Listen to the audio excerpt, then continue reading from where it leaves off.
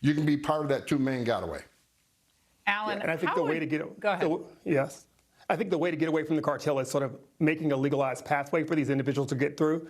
The concept that when there was a President Bush or there was an Obama or any other of the former presidents that the border was 100% secure is just a falsehood. That's not something that we can ever reach in our society because we are not like Europe. We don't have a small border. We have a very vast border. We need to have a better way of managing the border and manage the influx of people. And part of that is dealing with the push, but also part of that is managing the border better. Well, let's see how the border was managed in Texas.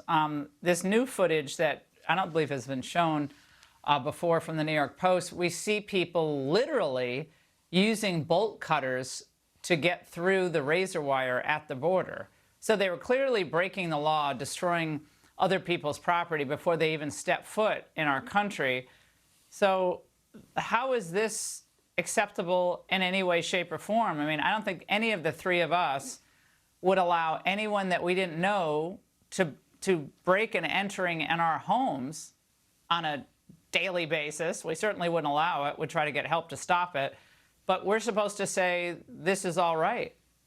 Alan, I think Americans, and it's not political at this point, this is just practical. The whole world will want to come here, right? And presumably, none of us would want the entire world to come here, even if the entire world wanted to come here, because that would be totally unfair to the people in this country. Well, I don't see it quite that way. I see it as, you know, this is a holy week, so I invite as many people as possible to my church because there's plenty of good room for good people. And so in that same capacity, I think because we're such a good nation, because you've made this such a good nation, and Tom has made this such a good nation, I'm working to make this such a good nation, there will always be people who want to come here. In the same veins that Ronald Reagan sort of spoke about his love for immigration in his parting speech, America has always been that beacon. And that's not something I want to turn away from. I think we need to manage it better to meet the jobs that we have available in this country, to meet